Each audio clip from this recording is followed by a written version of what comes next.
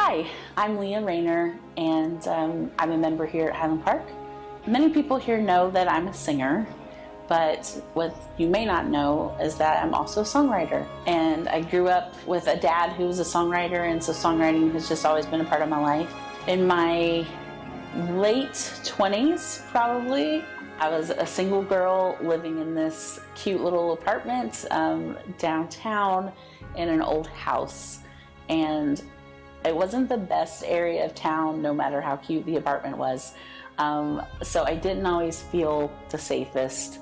I didn't like to have all the lights off at night, so I would leave the light on over the stove in the kitchen just to give some light in the apartment. One night I was laying in bed and I couldn't go to sleep, and I was kind of reflecting on the day. And it was one of those days where I had had conversations with several different friends who were going through different things. One of them had a heartbreak, one of them had lost a job, one of them had lost a loved one. What I was realizing at the end of the day was kind of, no matter what the circumstance that I had been encouraging someone about that day, there was a common thread that ran through them all, and that I was speaking to them about the hope of Jesus, that they had hope in the dark, hard time that they were going through.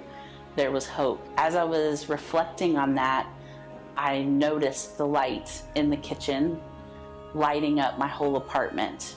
The power of that one single light bulb to bring light to my entire apartment that was full of darkness. But the one light, I just really saw the picture of the hope of Jesus in the world through that little light bulb.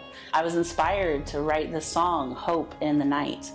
And I went into my kitchen and I had a chalkboard on the wall. I took it down and I sat at my kitchen table.